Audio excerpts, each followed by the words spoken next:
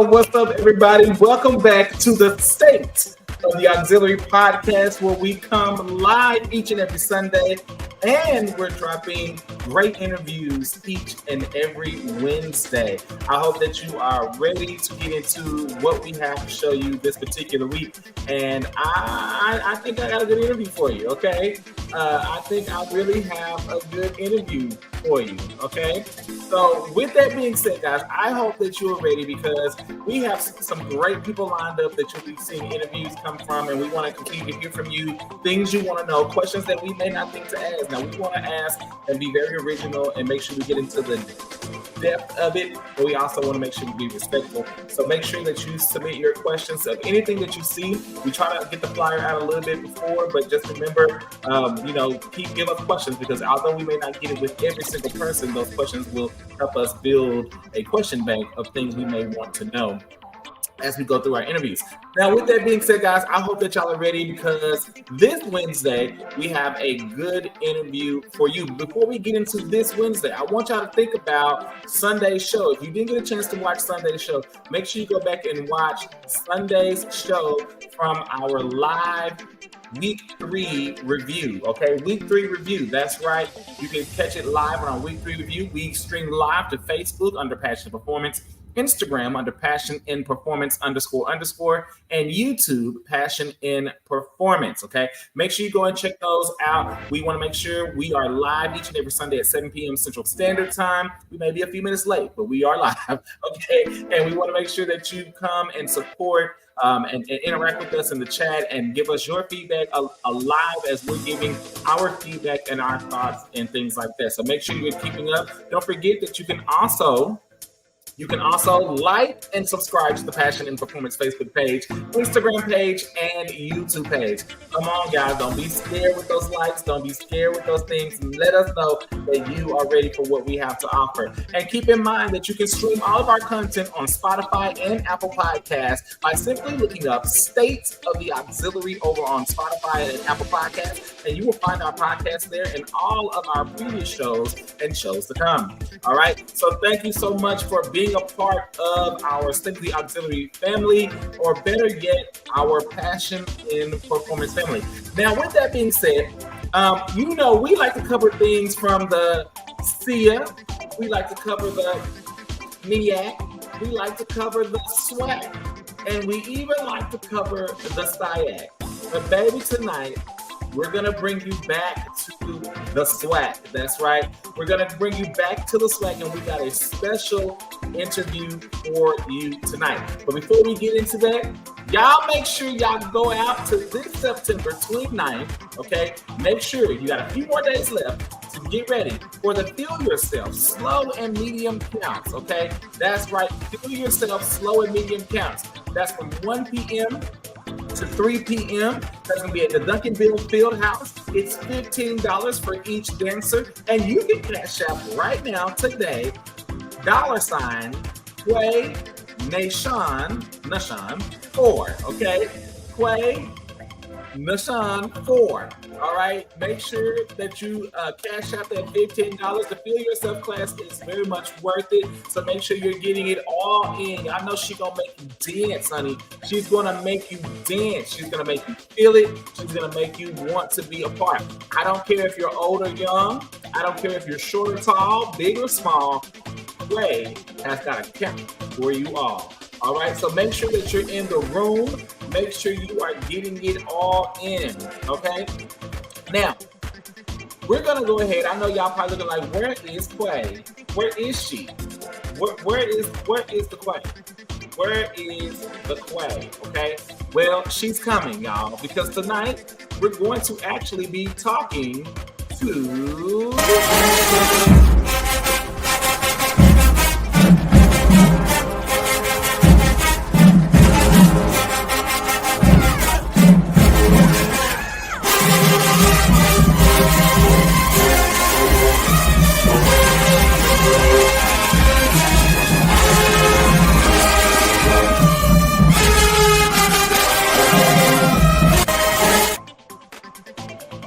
All right, y'all. So y'all know she's coming, okay? She's coming.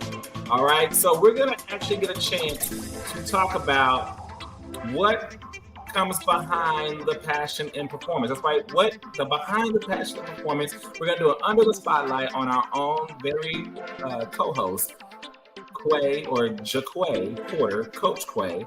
All right. Y'all have seen her in many different forms, many different facets, and we all know that Quay don't like to talk. She don't, okay? The fact that she gets on here every week is amazing. It's astounding, okay? She told me no the first time. She told me no the second time.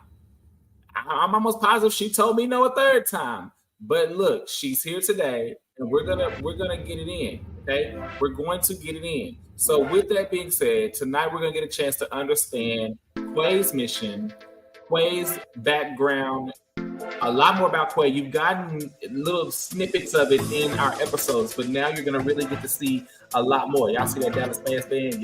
Look, y'all know it was real. It was real at one point. All right. So with that being said, I want y'all to get ready. I want y'all to prepare yourself. And I want y'all to really open up and hear the story that lies behind the performer, okay? With that being said, before we go any further, okay, I want to quickly show you this snippet, and then immediately following, Quay will join us on the screen. All right, here we go.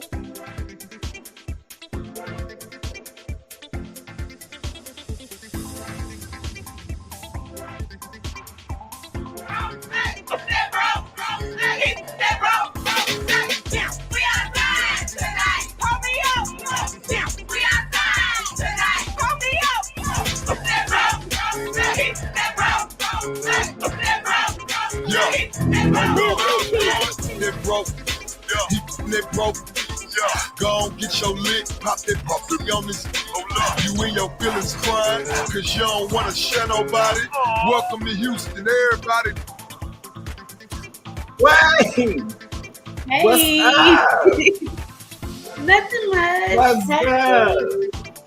Nothing much. Look, Just, getting in. You have stepped out of the host chair and into the chair, into the role of being a guest. Now, I know people are going to be like, this is a little strange. It's a little weird because y'all get the host, but we really have not fully dug into the passion and performance. And, you know, as we're doing these under the spotlights, we got to under the spotlight you. We got to under spotlight what is passion and performance. We've heard it.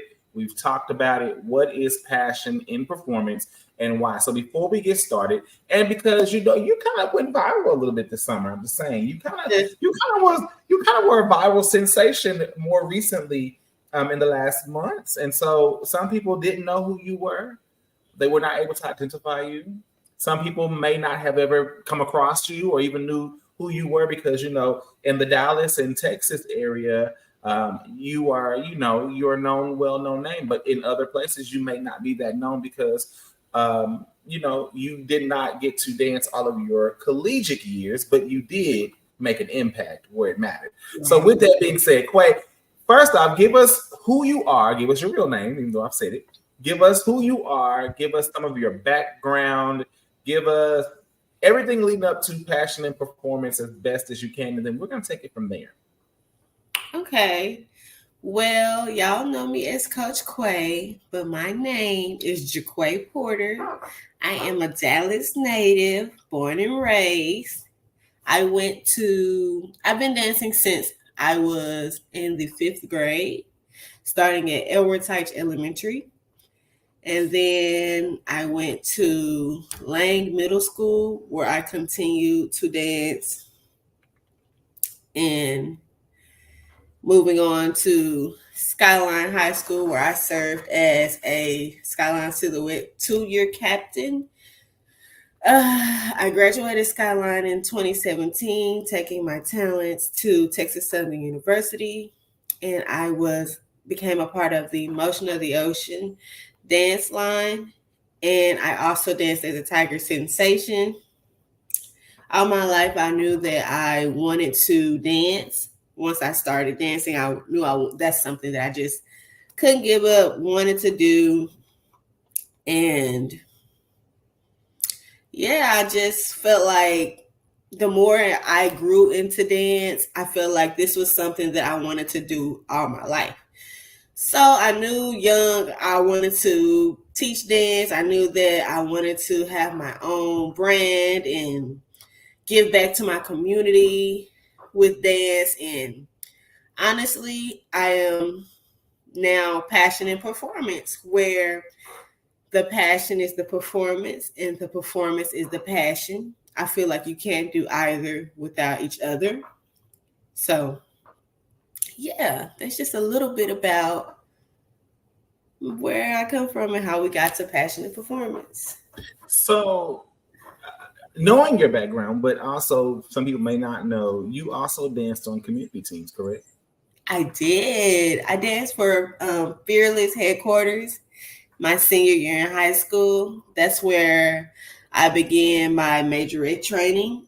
And I danced for Dallas Mass Band, Metroplex All-Star Band then.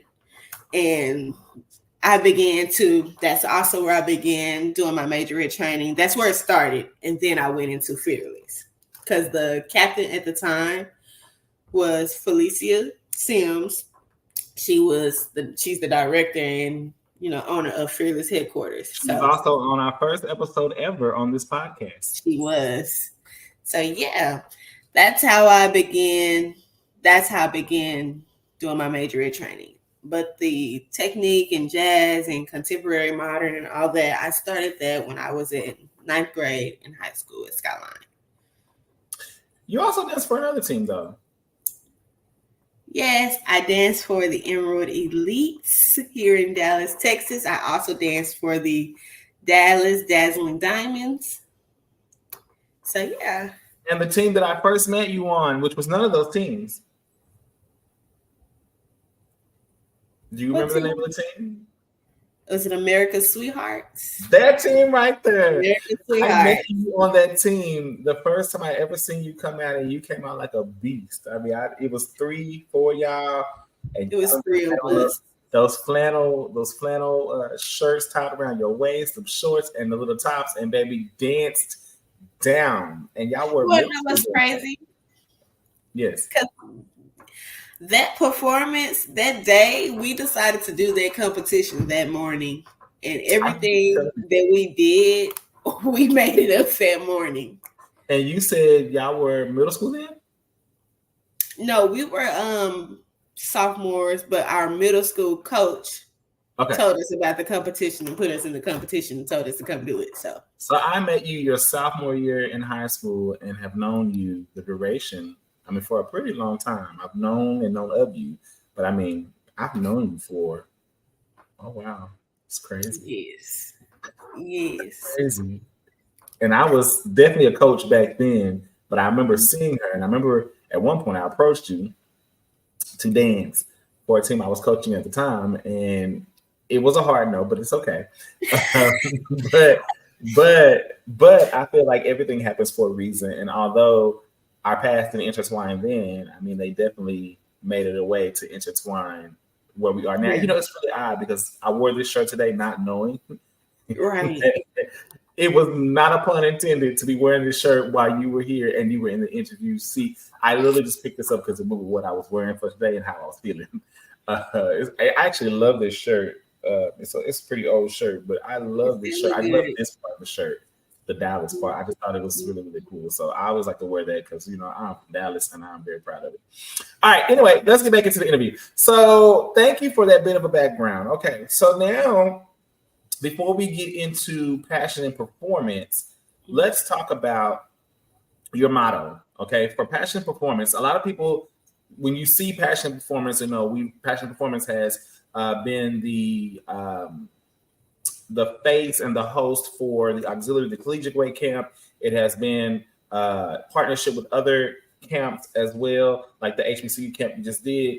It has also been, the sponsor for State of the Auxiliary podcast and several many other things along the way. I can't think of all of the things. And then, of course, you do your monthly stretch class. You do your Feel Yourself class and all the things. And you've done a lot of that stuff pro bono. Like, you've done it for free. You haven't even charged, as well as you've done a lot of training camps and things like that. So your motto is, where the passion is the performance and the performance is where the performance is the passion and the passion is the performance. I'm saying it a little wrong, but you'll correct me. So with that being said, why passion and performance? We're not gonna go deep. Don't get me too deep. We're gonna come back to it. But why passion in performance? What does that mean? What does it stand for? And why passion and performance? Passion and performance is what dance is to me. I knew early that I love to dance, and being on teams with other dancers and things, knowing that is something that we are all, we all find a love for. We all have this bond with dance, and we all share this passion. And so I just felt like, okay, you have to with passion, you go with dance. I feel like I'm not doing it if I'm not doing it with my passion. Like, if I'm not passionate about it, why am I doing it? With dance, to even perform, you have to have passion in it. It's just something like about it where you can't just do it. It's not just a thing just to do. If you're just doing it, it's nothing about it being passionate. You're just dancing versus you're putting your heart, soul, and body into it. So that's really where passionate performance came about. I try to teach my dancers that if you love it, perform like you love it. You can't dance, you can't perform if you don't have the passion for it. So that's really where the name came about. Okay. So let's take a trip. You've given us some of your backdrop. Let's get into your collegiate era. Let's talk about the transition from high school, being captain 2 years, and then going into your audition year, and then crab year, and then the end of that year? I know we've talked about this kind of in spurts throughout several of our episodes, of the 27 episodes that come before this one. But with that being said, give me that story, what you can of it, so that those who do not know you and don't know your background can actually get it and actually know that journey. Okay, so being that I danced in high school, I always knew I wanted to dance in college. I never really knew where until my senior year of high school. Crazy thing is, I didn't go where I wanted to go. I originally wanted to be a sensational stingette. Asia Martin, she sold it for me. I loved watching her. And then doing research on their team, I loved Ashley, Betts. I liked all of them. So I feel like it was a fit for me then. But I ended up enrolling into Texas Southern University. I didn't even audition, didn't even go down there to scope the school or anything. So it was really kind of heartbreaking because I knew that was something I really and truly dreamed of doing. But I ended up going to Texas Southern University, and I did not dance my freshman year. So I really thought my dancing days were over. But I don't know. It was like I always found myself at the rec in the dance studio, working out, dancing. I'll go work out, I'll go dance. Some days I'll just go dance. Some days I'll take my friends and make them dance with me. And so I remember one day, I can't remember who, but I know she danced for Texas Southern Motion. And she was like, why don't you dance on the team? And I was like, yeah, I really didn't think about trying out or anything. I missed the tryout. So that's how that happened. And then one day they posted auditions for the Tiger Sensations my freshman year. And that time around, Germany was coaching the Tiger Sensations. And we had a meeting and we were just showing our skills, what we bring and things like that. And I remember her pulling me to the side and she was like, I need you to try out in the spring. Didn't know what she was talking about, but that's what she told me. And that was that. So I still wasn't sold about trying out. But because, like I said, my heart was broken. I wanted to do what I wanted to do. I actually had planned on transferring and trying again the next year.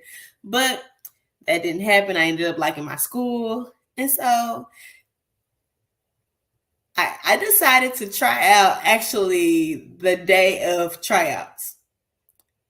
So I'm really rushing. I'm rushing to go find a uniform for my solo. I'm rushing to turn in all this paperwork and have it prepared, do my headshots, do my hair, making sure that I look presentable, and I go to tryouts, and it was a long tryout. It was long. But I did my best. Now, keep in mind, I hadn't danced in a year. And when they say you go to college, you gain that freshman 15. And I did. I had got a little chunky. So that didn't stop me from dancing, though. It didn't stop how I, performed or anything. I just was a little bigger than I was. And so I ended up making the team. And I remember us taking pictures with our roses, because we got roses that year. I remember us taking pictures with our roses, and I remember us getting ready to leave, and our coach, she came and she was like, basically, I need to lose weight.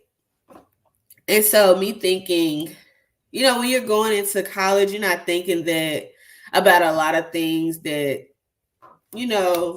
should be presentable as a dancer in college. You're just thinking, I just want to be a part of a dance team and I just want to dance because this is what I love to do. Right. And so being told that, it kind of like made me like, what? like, I think I look good. But she did explain how, like, you are what you eat, and it looks good in basically streetwear, but not in a uniform. And so I was like, okay. And she told me I had to lose the weight before I come back for band camp. And I did. I lost that weight. I went that summer working out every day. I was eating better, making sure that I don't eat too bad.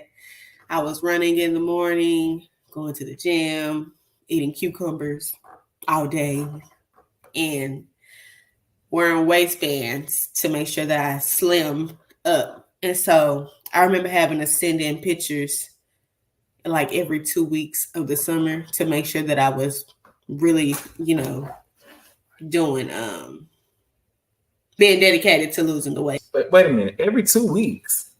Yeah, every 2 weeks she would make me send in pictures, make sure that I'm losing the weight. I would have to wear, like, just really show in a sports bra, biker shorts, just make sure that I have been dedicated. You know what's crazy? Every time, like, I got ready to eat, I don't know how she did it, but she called me, and it was really creeping me out because I was like, are you watching me? She used to say, no, seriously. And she used to say, this is why I said that, because she used to say, I see everything. I have people everywhere. And so the fact that she used to call me is like, girl, okay, I get it. Like, I'm eating right. Stop calling me. But, the fact that I ain't gonna lie, looking at the pictures now, I did need to slim up. I did, just being real. But yeah, I didn't think that it kind of had an impact on me because I had never been told something like that, and so I understand this is when I started to learn that the dance world can be like cutthroat because it was just direct, and so I just felt like then at that moment I was kind of embarrassed because I had never been, like I said, I had never been told anything like that, and so being that I was the only one out of all the girls who was thicker, kind of made me feel like, okay, now they're gonna think that I'm the weakest link because I'm bigger, and they're gonna think I can't keep up and stuff like that, So yeah. So go ahead. As a coach, I can testify that I have put one of my teams on a diet before, just for the uniform purposes, because I knew the type of uniforms we were going for, and to make sure that everybody looked their best and wouldn't feel insecure in the uniform. I did put them on a diet for 2 weeks. It was just a 2-week diet. It wasn't like nothing strenuous because this was high school. And all they did was take away and slowly allow them to kind of control what they eat, just teaching them control, and that they can control it with the exercise, the workouts we were doing, dancing every day. You didn't have to do any extra working out because we did that in practice. So you were going to get the workout and the toning. All I needed you to do was to watch your diet, so that when we walk into football season, as we put these outfits on, that's going to be a little more revealing in the back or on the love handles or maybe in the stomach area, you can be toned. Doesn't mean skinny, but you can be toned and know that you're not spilling over in any area of the uniform that's going to make you feel uncomfortable or unflattered to where you're going to be self-conscious as you perform. And that was hard, but I can also remember that I told them very similarly that I have eyes everywhere. And it's weird because when people know you on a diet, let me tell you something, people know that y'all can get in trouble if you do something you can't eat. Like I had a the people will snitch. Let me tell y'all, the people from near and far by train, plane, car, bus, airplane, and spaceship to snitch on you. You'd be surprised the number of people that was telling on people during school hours, after school hours, before school hours, in their home life. Like they were telling, because they couldn't eat hot chips, they couldn't do this. The diet was very like one day may be all fruit, another day may be vegetables. Today they may get meat and a small amount of fruit or a certain vegetable or something. So it was a diet. But again, all it was to do was to cut back what they were eating. So long story short, I can understand that concept from the coach's eyes, that I'm trying to get you to watch it. But at the same time, I can understand it that to someone coming into the college world and the dance world, that being told that you're big is kind of hard. Because as I said in the last interview we did last week with Nisi, it is, people forget that y'all are young girls, young people. Like, yeah, y'all are technically an adult at this point, but you are 18, 19, 20-year-old adult. Yeah, not really. I'm still calling my mama, asking her questions. So, right. So I can understand how that could be detrimental, because in most cases in high school, at least in the Texas area, we can't tell you about, your size, or just blatantly call you big or you need to lose weight. We have to do it in a way that would be not hurtful. Hey, y'all need to watch what you eat. We can say it kind of generically, but just be able to go up to somebody and say, hey, you kind of, that's a little different. And I can see where mentally that could be, there. So it's not even the fact that, she told me that. It's the fact of me being in front of everybody, in front of the band director, in front of the judges, in front of the new girls that are my craft sisters now, in front of the vets. That was kind of, a lot for me, because it's embarrassing. Nobody wants to be told that in front of a lot of people, Yeah. So and that's a different space, because in college they don't care, and we're coming from a high school, we kind of shelter y'all from those harsh treatments. We could try to maybe teach you what we can, but there's only so far we can go, to prepare you for what you may come across in the HBCU world. And we've talked about this before on the podcast, the uniform test or uniform cuts. A lot of teams have them in different forms. Some doing the audition process, some as extreme as every game. If you don't look a certain way in the uniform, you're not performing. And that can cause, we've talked about body dysmorphia, things like that, where people are really harsh on their bodies because, and I understand as a dancer, you want to be toned, typically smaller in size. But as we keep, glorifying, the honeybees and other plus size dancers, even having Asia on, a couple of weeks ago and talking about you can still keep up, you can still dance and do all the things that all the other people do. You just are bigger. And some people are just naturally bigger. What about the girls who are big bone, who will never be small? Their body will never allow them to get that small. What about those girls? So just food for thought. But anyway, continue. So you were there. She told you about losing your weight. You knew now that you need to lose weight. And so when it came around to bank camp, I lost the weight. I had lost the weight, and I came back, and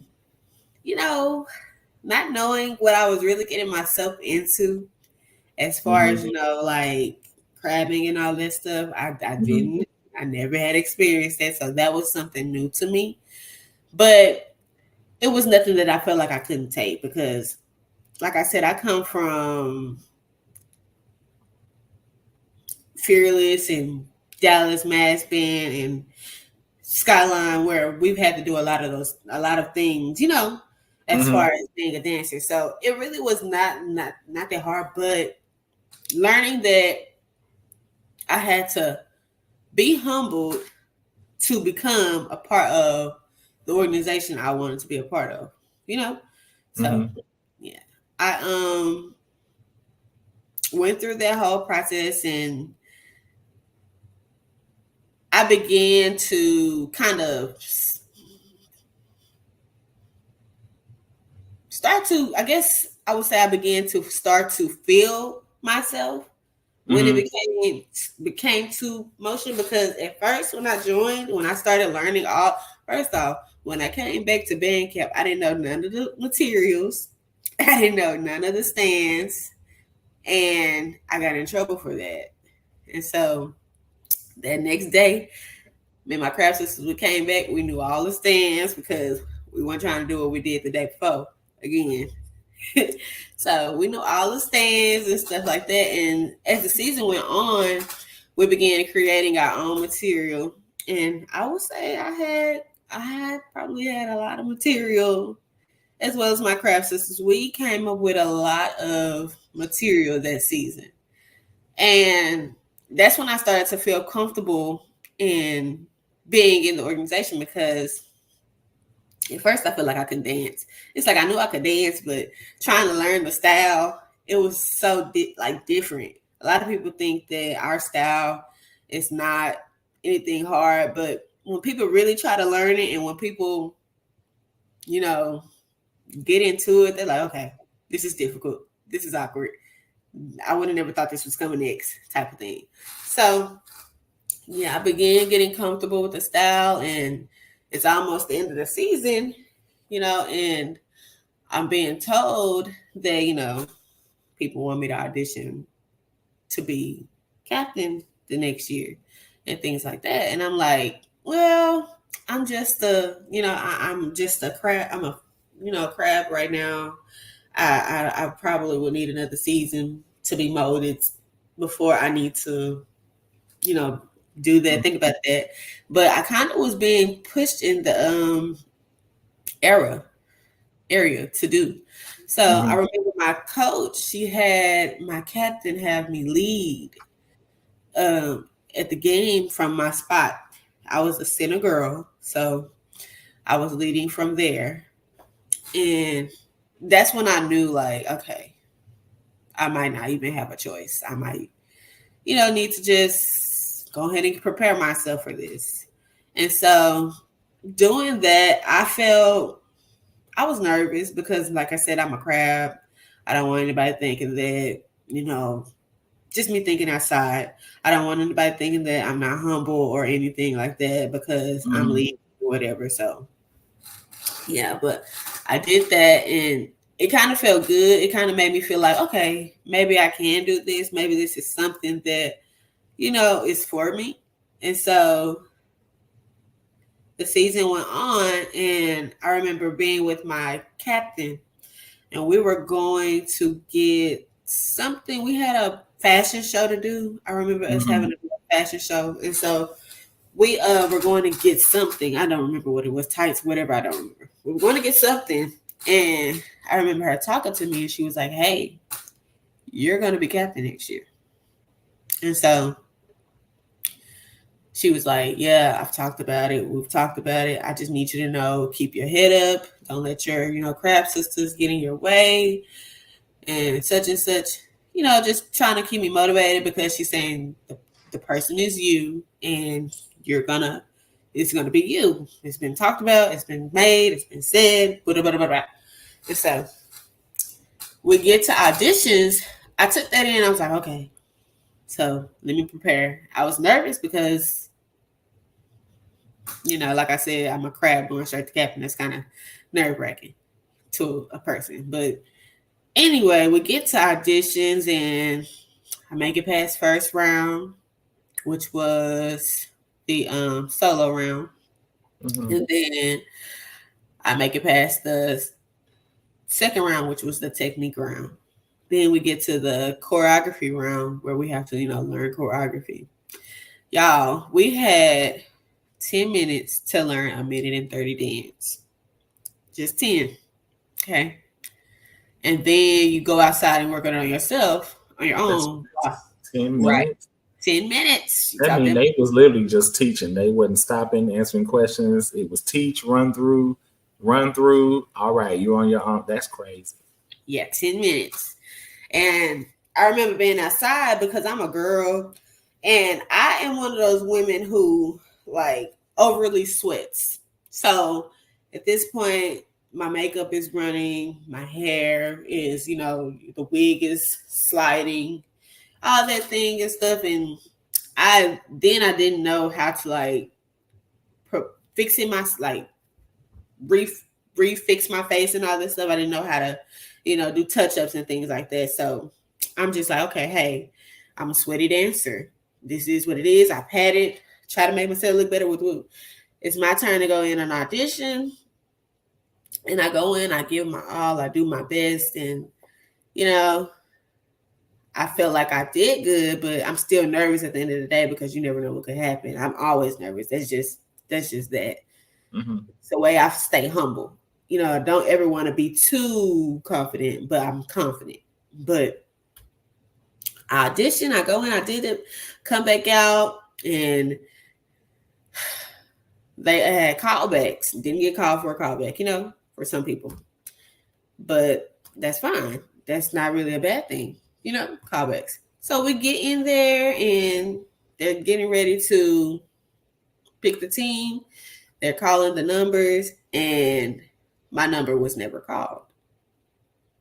And so I'm looking, not trying to be funny or anything, but I'm looking at the girls they're calling, and there's girls that I know I did better than. I know for a fact, because just being real, some of the people they picked couldn't even do basic technique, And so it was just like, what is really going on?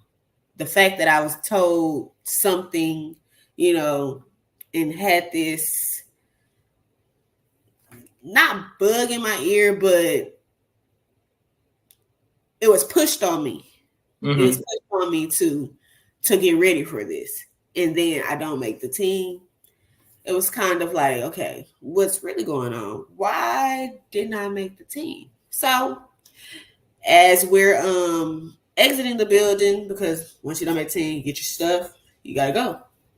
I sat in the foyer of the band hall for a moment. And I didn't cry or anything, because I don't ever shed tears in front of anybody. I'm not gonna let you see me sweat. But I did sit there and I was thinking. I'm like, what is it? What is going on? Like, what is the problem? Come to find out later on, because they had a second audition in the summer, I was told that, hey, you need to do something different with your hair.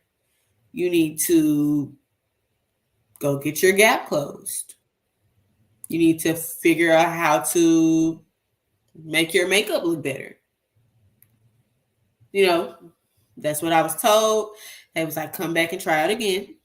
Make sure you have all those things done. And so I was like, okay, I'm gonna come back and try it again, because I had grown a love for the organization. I had just crabbed. I've grown a love to it. I wanted to be there. And so I tried out again that summer, and I did something different with my hair. I did something different with my makeup. I didn't do anything with my teeth, because what can I do about that? Mm-hmm. And so I was just like doing my best as always. And when I tried out, I still didn't make the team.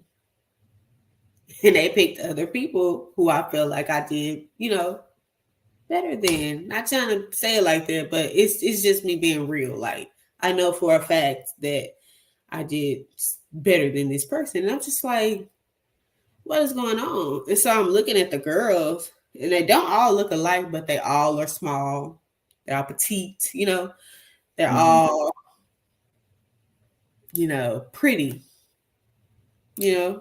nice smiles, all of that. And so I'm just like, okay. That time around, it kind of broke my heart, because it was like, I can't believe this is why I didn't make the team. So yeah, that's that story. So, quick question for clarification. So, you crabbed in 2017. Correct. You were under the impression that you were set up to be captain 2018. Correct. Tried out twice, did not make the team twice. Correct. And then we saw the disaster of 2018 happen on the field weeks after. Correct. Interesting. You know, don't get me wrong. I love my organization. I love my school and everybody. Nothing to bash them, but karma happens for a reason. And I feel like that's why God didn't have me, make the team that year. Because, like I said, there was no way I didn't make the team. Hey, I must curse. Like 2017 was a 2017 year. You know what I'm saying? I would say I made up a lot of choreography that year. I had a lot of the stands the girls do today are stands that I created. Not just trying to just throw my name out there, but it's facts. So the fact that when my coach would be like, I need you to make up such and such and such, I would come back, have the material ready, So I kind of felt used because I didn't make it, but whatever. And so watching that year go on, the next year, the 2018 year, I ain't gonna lie, I was kind of depressed because it was like you took something away from me that I love to do, and it wasn't because of my talent, it was because of my appearance. And so watching that year and how it was going down, even though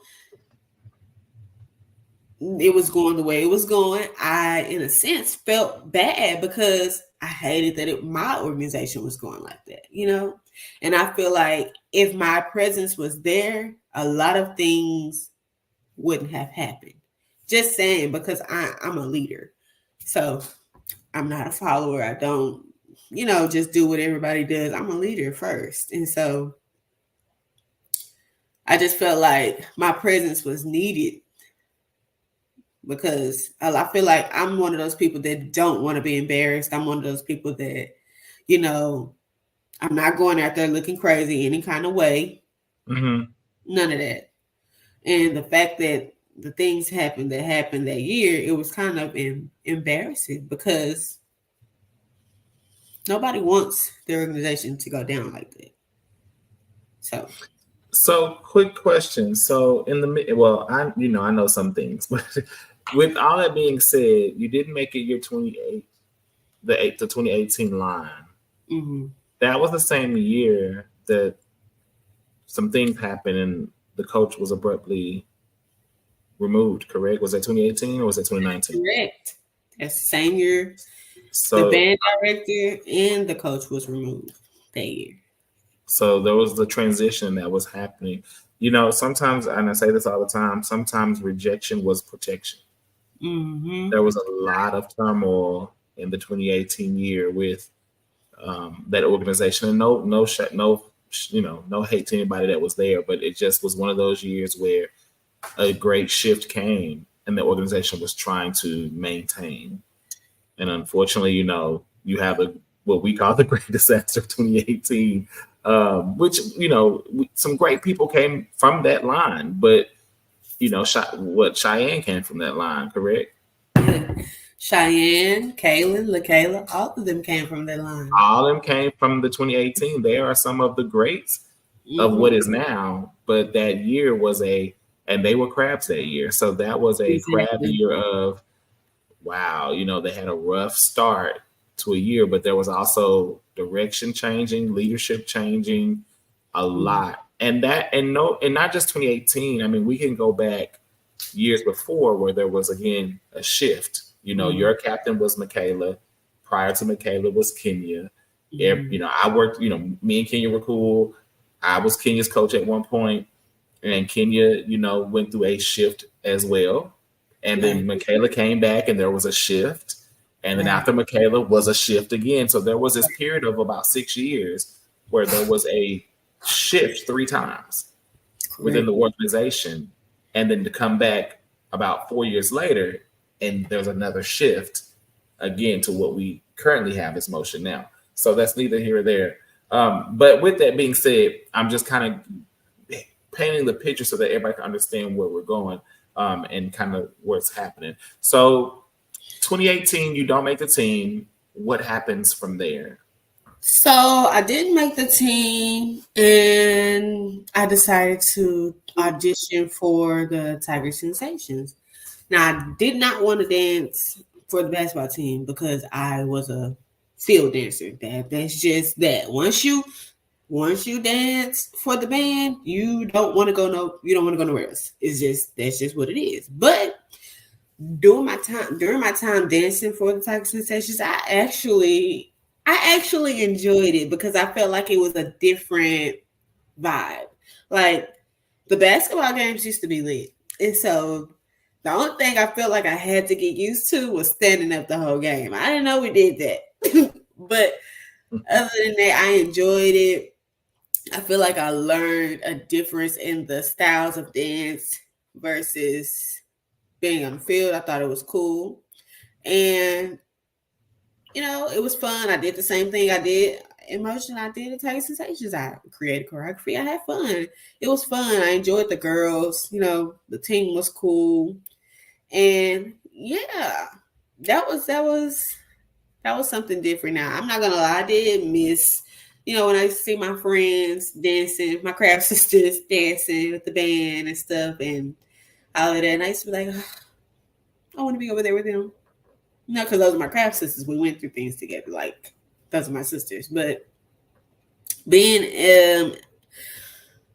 in the gym and knowing that I still had the support from the band, there were games where I used to get mad at them because they used to be like, "Go Quay, we want Quay," and I used to be like, "Stop doing that because you're making the girls upset," But I enjoyed it. The support was real. Question: out of the crab line of 17, did any of the crabs from 17 make it to the 18 line? Well, originally, the first audition, only one crab made it. And then when it got to the second audition, another crab made it. But then when it came to the summer, the new girls that made the team started dropping like flies. And so the captain that year was calling girls back. Now, it was told to me that she was supposed to call me too, but I never got that call. So, yeah. Gotcha. No worries. Okay, so what did you dance for Tiger Sensation 2018? After the year of 2018, then where did you go? You're talking about the spring of 2019? Fall 2018, yeah. Spring, yeah. So after this fall of 2018, spring of 2019 comes, and... So I was still dancing for the Tiger Sensations, but I was asked to come back and join the Motion of the Ocean for the 2019 spring season. And at first, I was a little hesitant because what did it look like me coming in the middle of the season, Mm-hmm. But in my heart, I knew that I wanted to be back on that dang on field with the band. So I went back. I did the parade season for the 2019 season, and I was initiated into the Tau Beta Sigma band sorority, national band sorority. So, yeah, that's what happened in the spring. Being on the team in the spring, I'm not gonna lie, I did feel I had my crab sisters, but I did feel kind of out of place because I didn't know the other girls like that, and I came in the middle of the season, so it was just kind of like, okay, I'm here. What made them bring you back in parade? What in spring? What we would consider parade season? I think a lot of the girls who danced that year, I think they quit. I think a lot of things have transpired. I'm not sure. I can't really, say because I don't know. Right. But I remember, what was I doing? I was helping. No, that's not what I was doing. I remember being in the band hall for something. I think I was there for my friend at the time, and the lady who was over like the funds and everything for the band, she was like, I need you to come back in March parade season. And she asked me and my captain, Michaela, to come back. And so that's what we did. We came back that season too. Yes, because me and Michaela, we both were dancing for Tiger Sensations together. Mm-hmm. But we went back to Motion 2019 spring season. So after spring season is over, did you try back out again for 2019 fall? I did, because being asked to come back, it was kind of like, okay, maybe that's a sign that I need to try out again. Because at first I wasn't going to try out, but I knew it was something that I missed, and I knew that I wanted to be out there. So I did. And I actually made the team again. And I was happy. And I was just ready to get my vet year. Like, I didn't get that vet year, so it's like, okay, it's time for me to get my vet year. So I made the team and, did the same thing I did last time. I made sure I worked out, made sure I stayed in shape, because once again, I was depressed and I had gained a little weight, but I lost it. But I remember being at the band director was still there at the time. So the coach had been fired, but the band director was still there. So I remember going into auditions, and I remember being asked, do you have a flipper? What you put over your teeth. Okay. Yeah.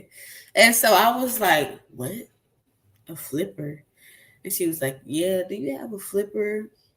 And I was like, no, I don't have a flipper. I don't have one. I said, I remember being, I hate that I did this, but I remember saying that I would buy one just to make sure that was not the reason I didn't make the team again. So yeah. How did you feel on the inside when being asked that question about the flipper? Did you know what a flipper was when they asked you that? I knew what a flipper was because I had watched what is the show with the girls with the pageants and stuff like that, and they be snackages and they put the flipper in their mouth and stuff. So I knew what it was, but it was just shocking because it's like, why is that a problem? Like, I've been told, I feel like me without my gap is not me, I had braces before. I've had them before. And guess what I did when I got them? I took them off. They put them back in my mouth and I wore them and my gap was closed. But guess what? I didn't wear my retainer because I liked my gap. It's just like, I feel like my mom has a gap. My grandmother had a gap. My great grandmother had a gap. It was just, it's a thing. And so it's your uniquely identifying mark.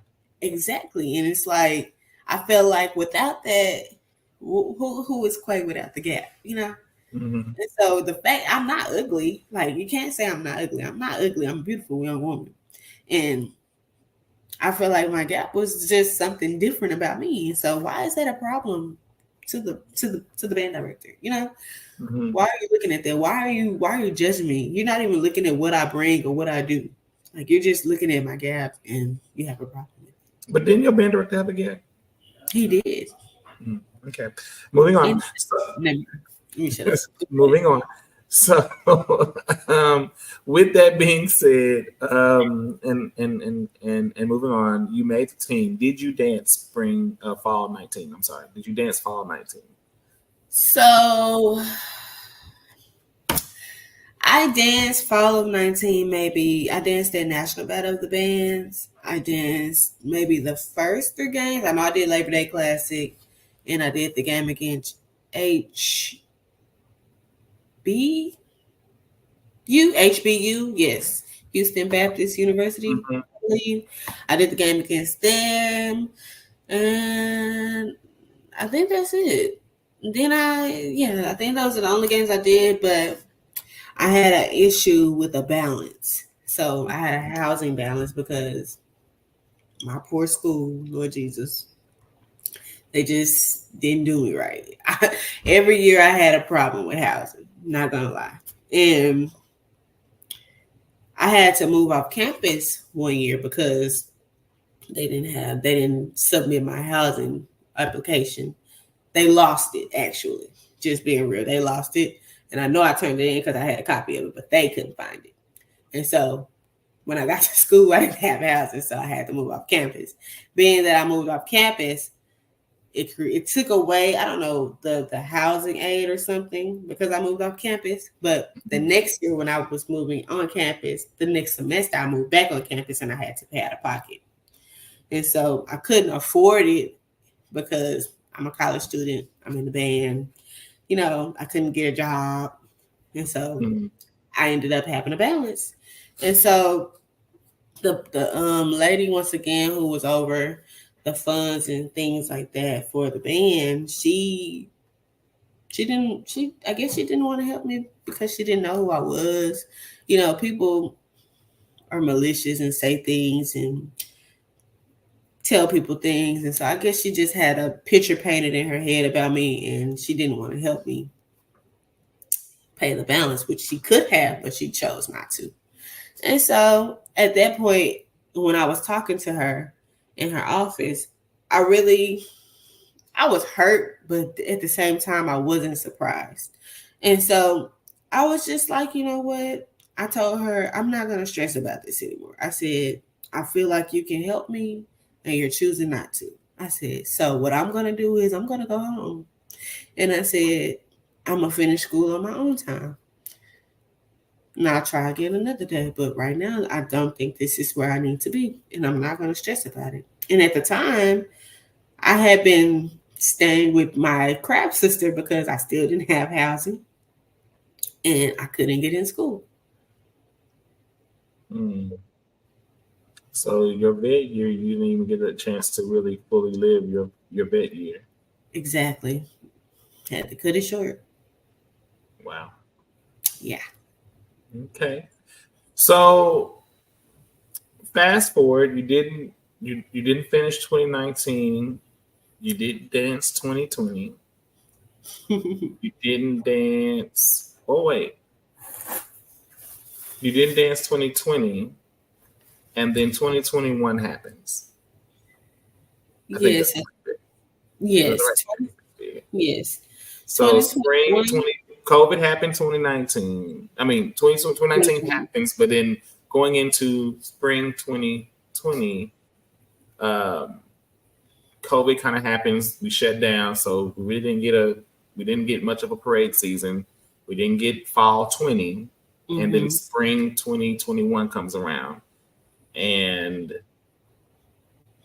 catch me there. Okay, so when I came back in 2019, fall 2019, I came back home, and I had started teaching my classes. I remember talking to a friend, and I was like, I think I'm gonna start teaching classes. I think that's something that I feel like God wants me to do this. And so I started teaching my classes, and I remember asking like some of the girls that, you know, I danced with, like Aaliyah, I asked Cheyenne, I had Kyrie. This is when she was a Golden Blues. And I had asked Kyra, her sister, Kyrie's twin. I asked them if they would like to, and I asked Caitlin, and I asked them if they would like to, help me start my brand, build my brand, Passionate Performance, come teach classes sometimes, help me teach this, help me teach that. I'll come to Houston and we'll be in Dallas, And so I was doing that. And so 2021 came, I'm still teaching my classes, this is when everybody's going back to dancing and stuff and back in school. And I get a call. I remember teaching Kaylin a routine because I wanted us to do it for a video. I had a visual I wanted us to do. And so I taught Kaylin a routine, and she called me one day while she was at practice, and she was like, "Hey, Quay, can I use this routine?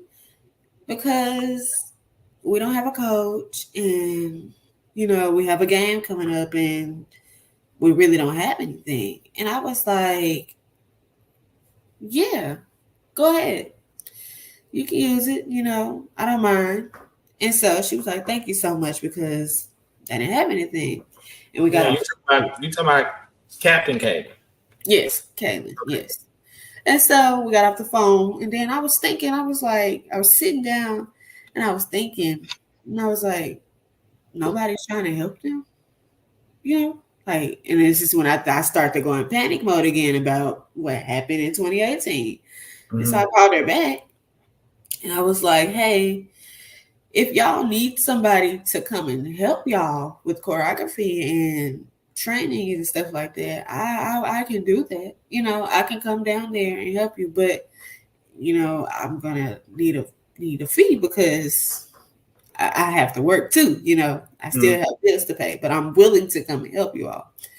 And so that's how that happened. That's how I ended up, going down there and helping the girls for COVID season. They always call. I was told that I was the coach, but things happened because the person who was in leadership at the time shouldn't have been in leadership. So the girls always refer to, like, when they talk about it, they say, this is my coach. This is my COVID coach. This is the COVID coach right here. But the COVID coach, I remember that title. The COVID coach. They always say that I was their coach. And even though, people don't like to give me that credit, they still give me that credit. So I'm grateful for that.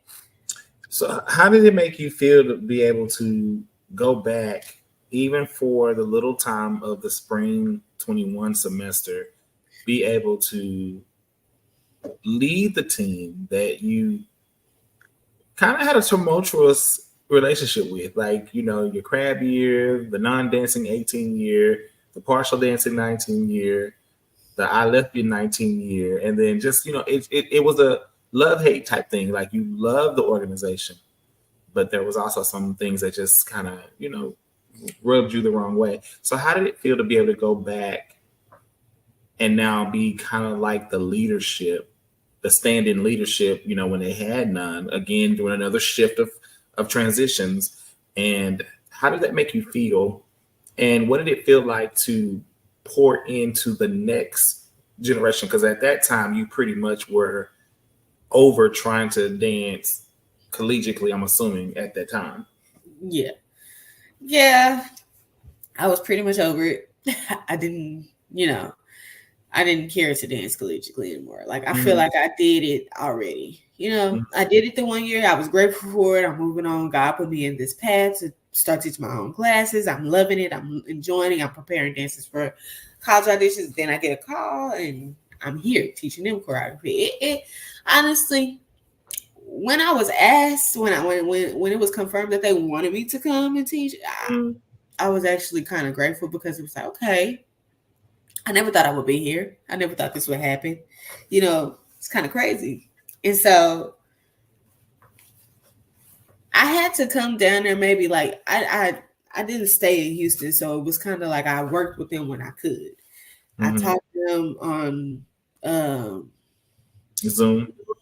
We were on Zoom, and I would go down there and make sure everything was right. So I went down there for a week, I believe, or was it 2 days?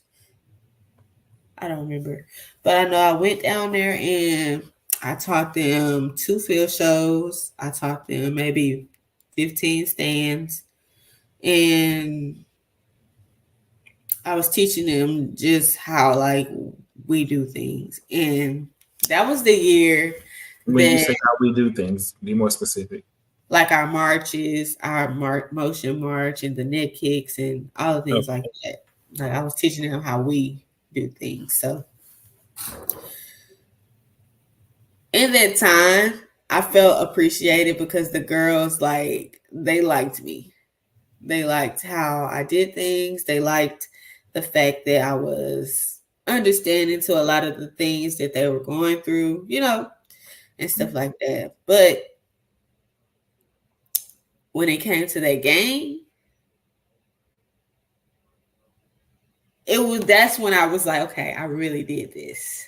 The field show I taught them, it was good, but I feel like just me being a nitpicker and me being a perfectionist and a coach, I feel like had I been there more, it could have been better. But I was not disappointed with what they did. It was a COVID season. They had just started learning the routine a month ago. So,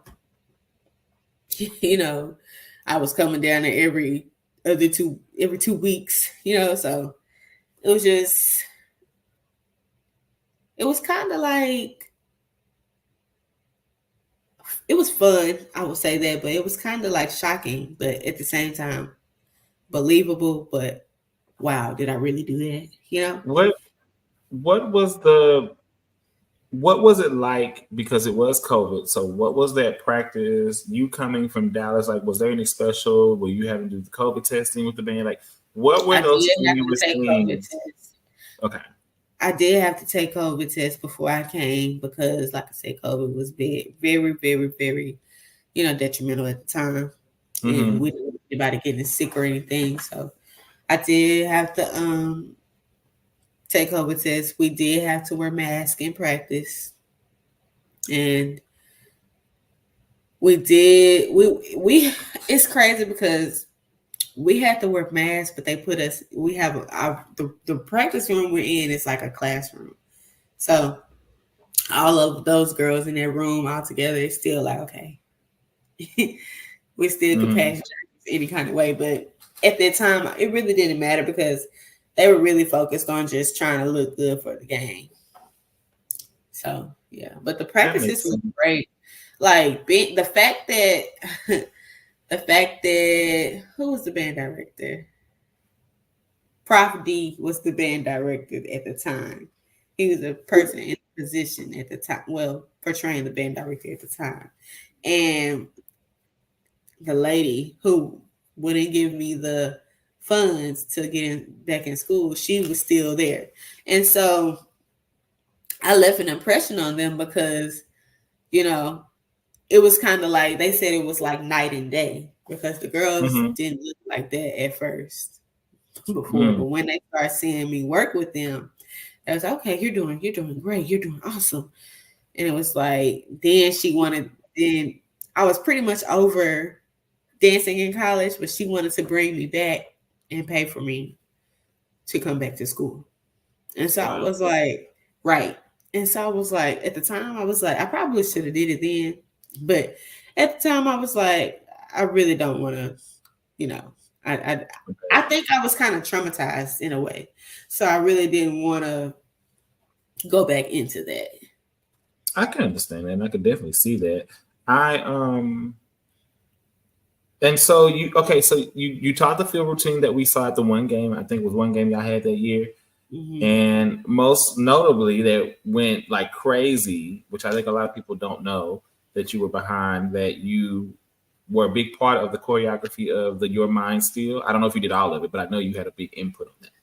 I actually did do all of the choreography. Okay. So what we saw Cheyenne that made Cheyenne like the captain of COVID year was choreography. Mm-hmm. Okay. So what was that moment like for the game and also the virtual battle that happened between Alcorn? Okay, so the game, the girls, I was nervous because, like I said, I wasn't there every day with them. I couldn't be there with them every day. Mm-hmm. So when the next time I saw them was the game. Okay. And it had probably been like a week since I've seen them. So I'm like, okay, I hope they've been practicing. I hope they, got everything together, how we practice. I remember having to do the formations on paper and sending it to Kaylin, like, so that she could set it up and stuff, So it was kind of crazy. But seeing it come to life, it was like, okay, I think God trying to tell me something, you know.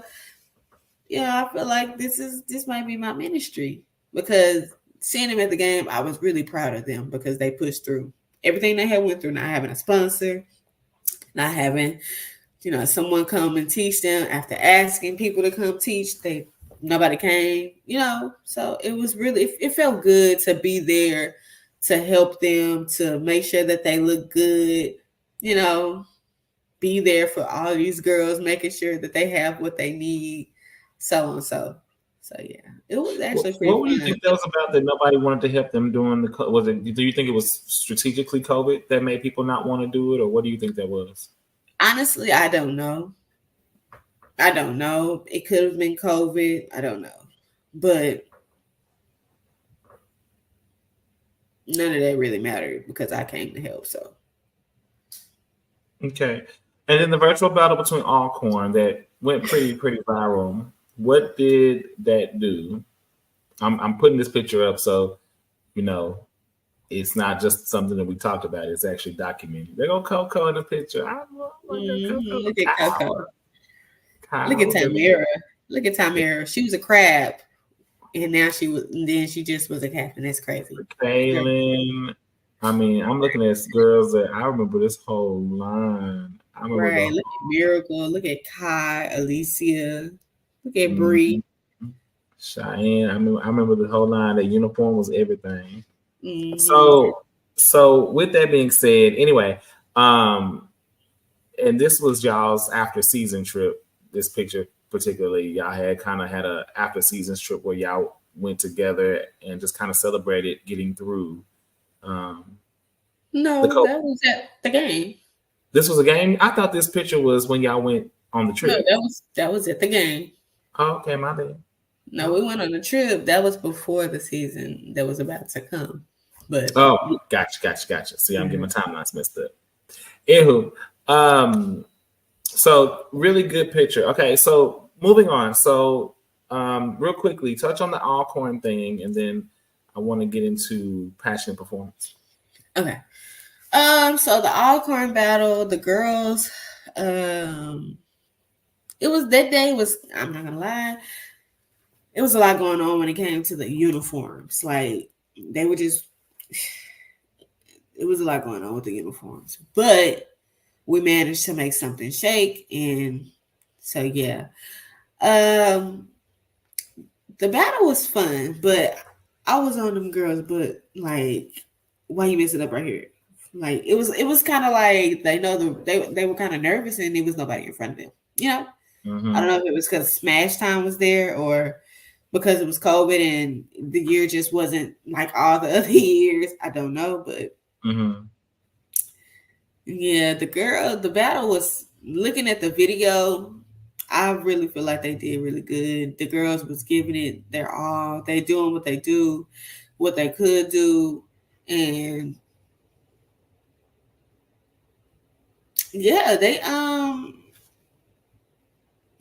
just made it work. And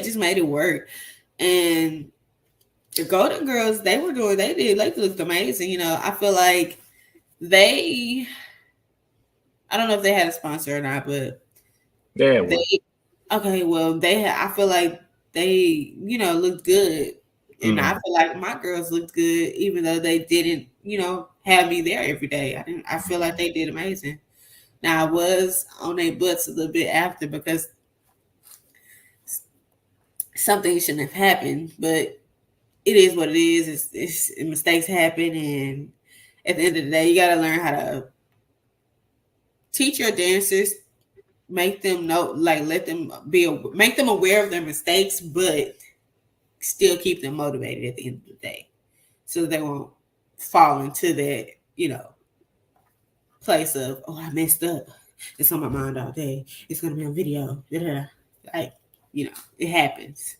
Right. I messed up. So also, I think it's kind of weird how full things come back circle. You did the virtual battle, and you were coaching at the time, Motion of the Ocean, and Kivia was captain. in that battle, and then we all come back around and have that whole. It's just weird to see that whole moment come back full circle. Anywho, so let's get into passion and performance. So moving out of that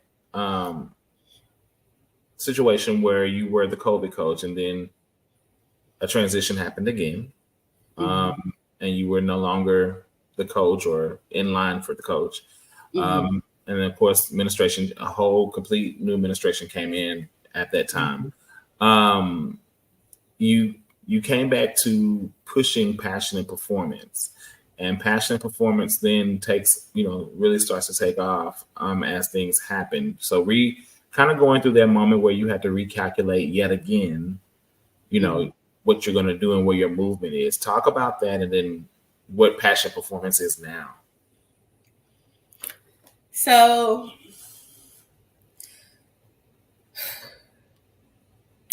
when I was told that I would be the coach, because I was told that, okay, I was definitely told that, and two people can vouch for me, but neither here nor there.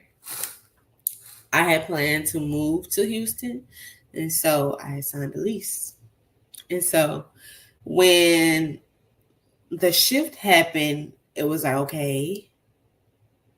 It was like I was swept under the rug at that point. And so now I'm here with this lease and not going to have a job. So what am I going to do?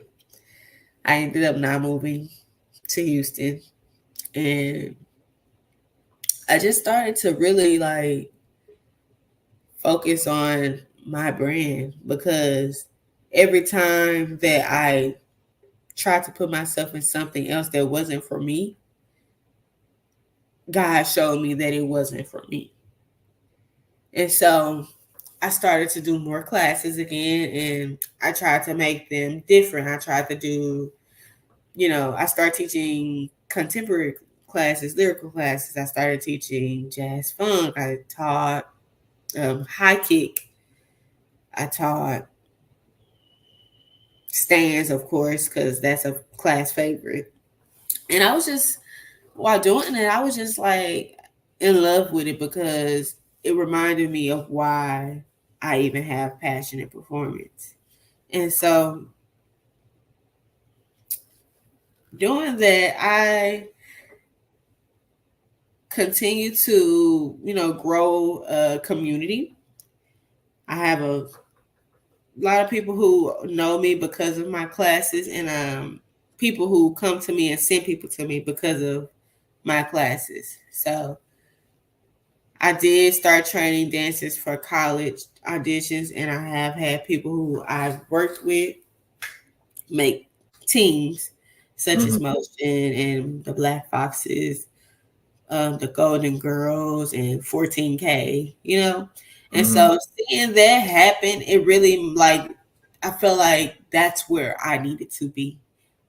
In the midst of teaching these girls, passion and performance is all about being real.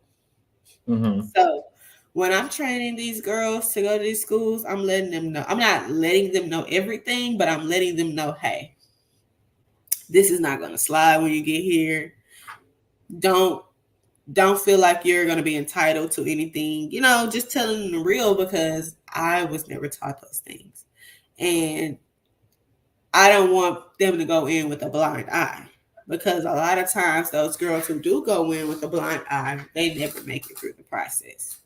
And I don't never want my girls to go in like that. I don't, because it's just who wants to be blind to something when entering something, just being real. And so if I can teach you something about what's going on and how to work through it and how to make sure you get through it and everything, why not share that with you?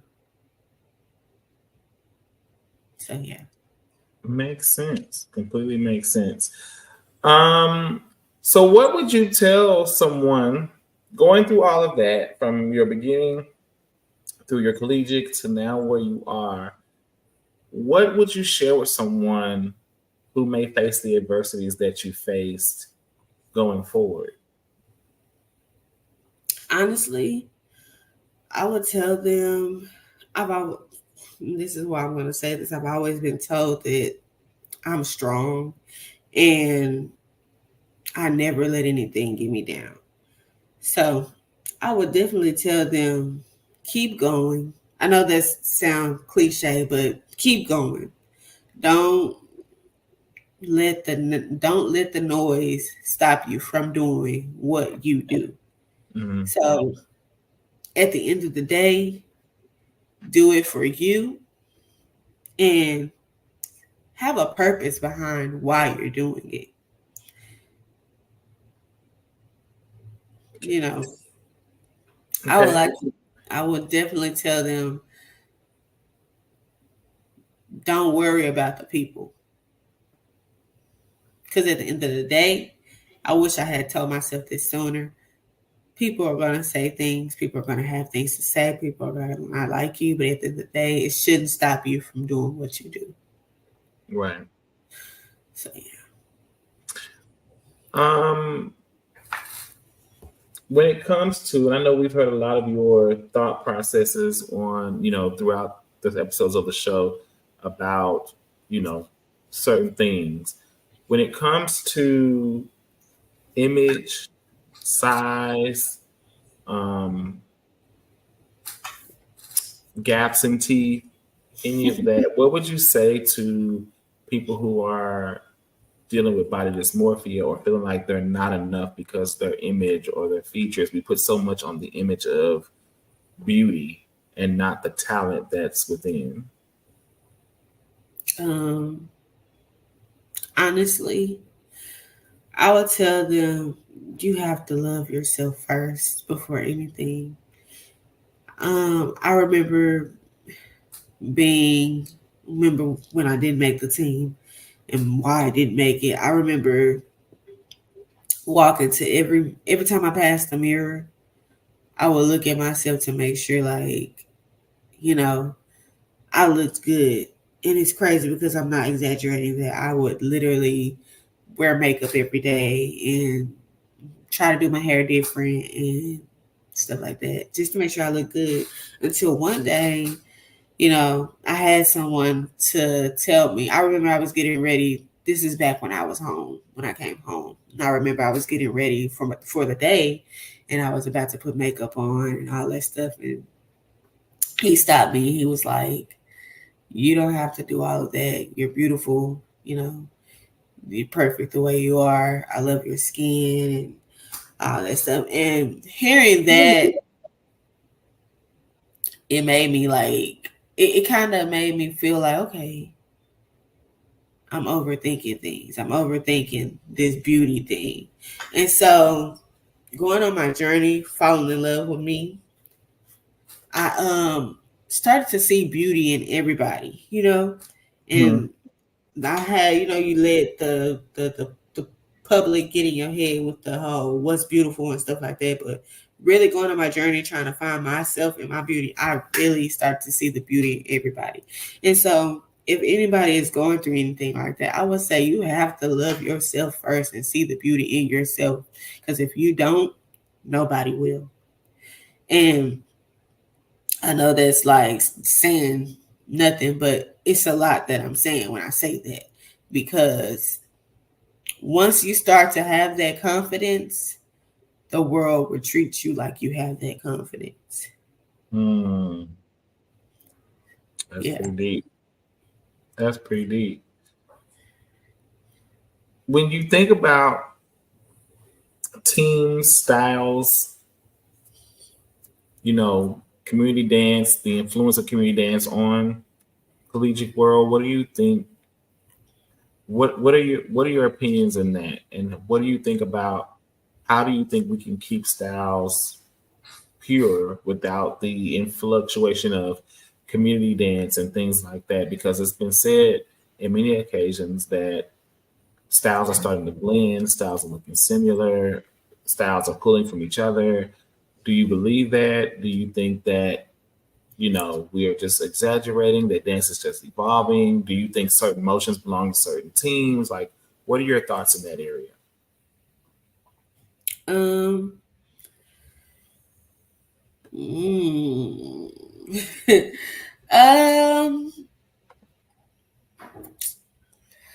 I do feel like dance is universal.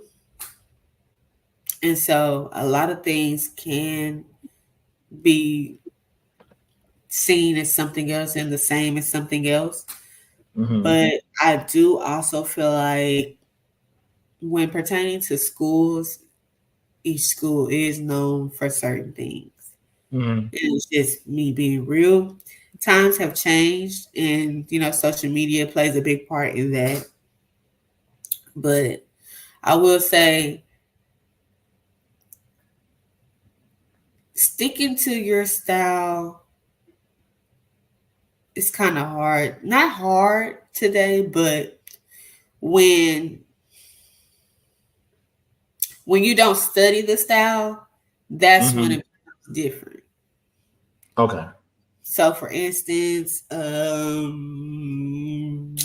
how a team can evolve without changing their style, but still look different, but still look the same. Example, the J6. They have a distinctive style. When you see something, it's set. It's J6, right? Now, even when they soften up their style, it still looks like them, right? Even when they make new counts and everything, it still looks like them. And that's what I mean when I say it's okay to evolve, but stay with your style.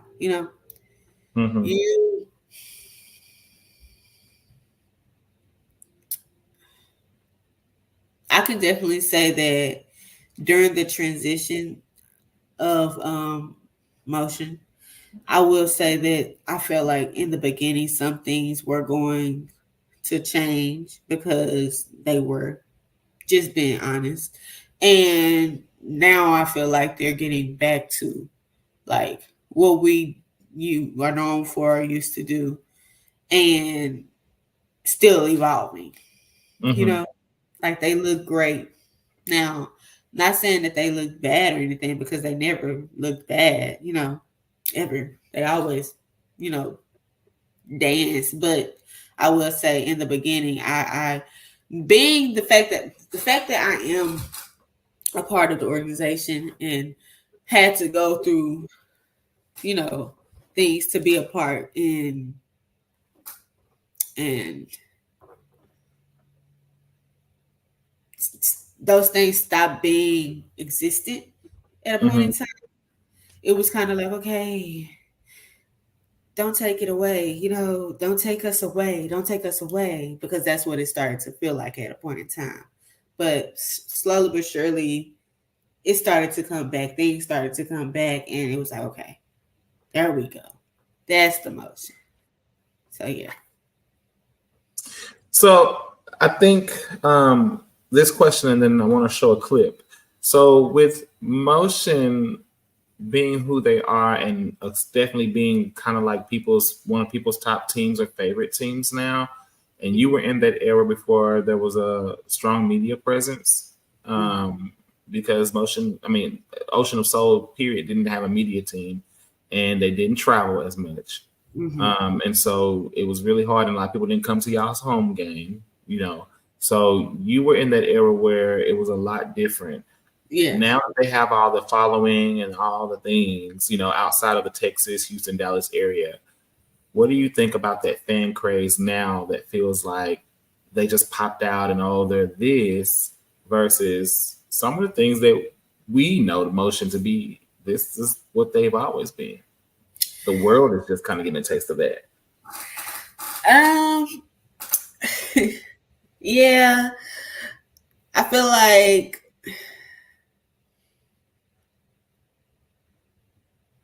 feel like people who are just now noticing these things don't know who motion is and are just hopping on the wave of the motion. That's just me being honest, because it's crazy when people be like, "Oh, that new stand they threw was cute," when the stand was there in 2010. You know what I'm saying? So it's like nothing changed about it. They still do it the same. You know, like it's just the fact that you don't know who the motion are. And it's like when people begin to speak on them and start trying to state facts and things and they're wrong, I just feel like go do your history. Go do your research. Go watch us. Go actually watch what we brought. Because we have always been the motion. We have always been those girls with our fancy tricks and high kicks and all those things. Class act of the swag. So, yeah, I really wish people would appreciate where it came from and why it is what it is today and why y'all love certain things about what you see today. So I would say go watch history. Like really go watch like from 1980, 69 all the way, 1969 all the way to 2024. Like go watch. Because y'all are actually like what, the second oldest team? Or second, third, somewhere in that range? Thank you. So it was the Golden Girls and then Motion of the Ocean, right? Yes. I think y'all's 50th. It was Golden Girls 50th, y'all's 50th, and I think the Dolls. You and the Dolls, Fabulous Dancing Dolls, and y'all started in the same year. Yes. Okay. Yes. And so y'all had that same year. So I mean, y'all are literally one of the oldest dance line organizations out there. That's why, like, I just wish people knew, like, I have nothing against it, but I wish people knew who we were before, you know, the change, the transition. Not saying I'm against them being there because I'm not. They're doing a great job with the organization and band. I'm grateful for that.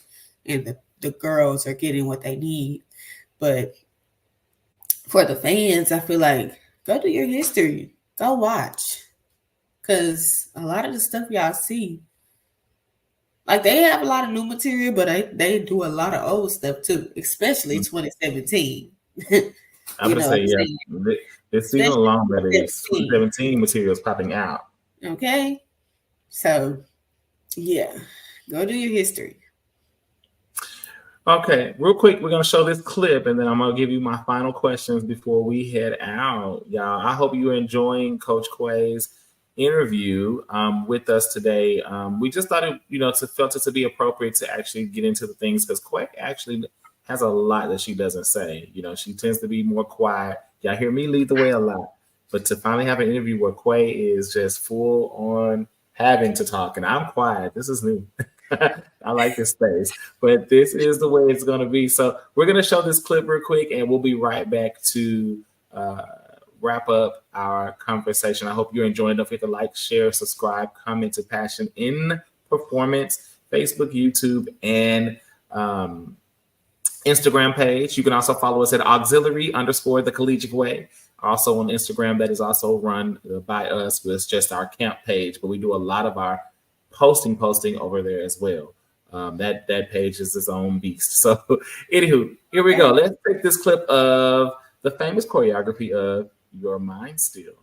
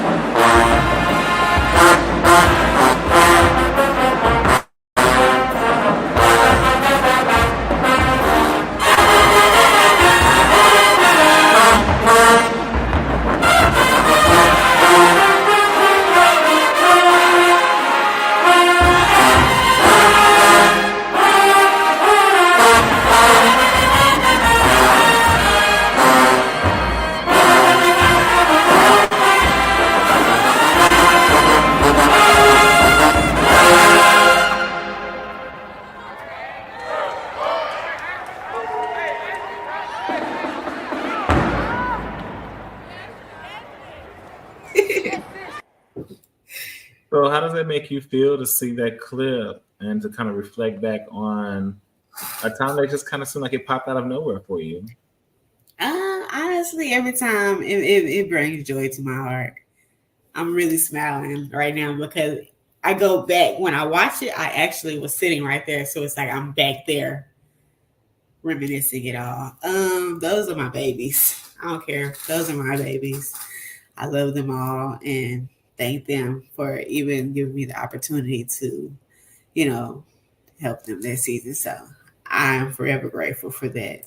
That there is a moment for me. I don't care if nobody else don't feel like it's not a moment or whatever. Mm-hmm. For me, that's a moment in my life. So, yes.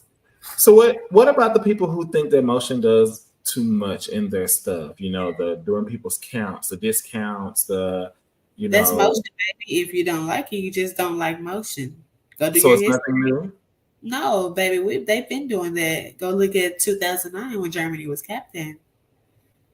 She was throwing back counts at everybody.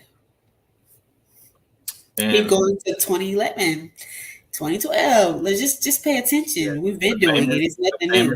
Taylor, 2016. The famous Quinn versus Shankita battle. Yeah. They said they were throwing back counts. Yeah, that's nothing new. And it's like if you don't like it, you just don't like it, and that's okay. Everybody ain't gotta like us, but it's not going to stop us from doing what we've been doing because it's us. That's the motion. What about all the movement, like a lot of the end counts, even in your mind still, for that song to be kind of a slow song, y'all really were dancing more to the up-tempo-ish beat than to the actual, where some people would have been grooving to the count. Y'all were like making it move. And it really colored the song differently when you think about Brianna, friend, our friend, and one of our people, when you think about Brianna's, viral moment of Your Mind Still, and their take on it was much different than, Motion's take on it.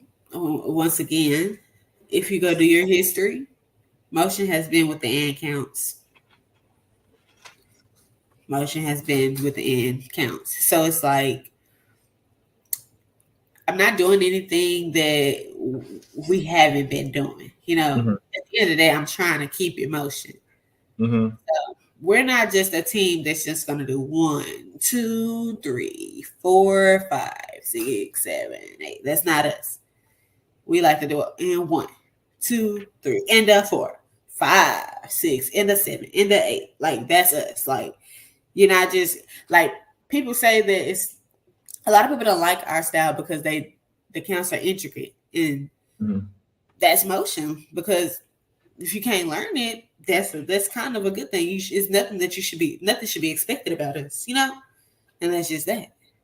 So once again, I don't feel like it's too much. That's motion, and if you don't like it, that's okay. But it's not going to change us. It's who we've been always. So okay. Any final words about the state of the auxiliary? Although we get your opinion weekly, any final words about the state of the auxiliary, about passionate performance, about perseverance, about change, about the Emerald Elites, about anything else that you would like to touch on as we are wrapping up our interview?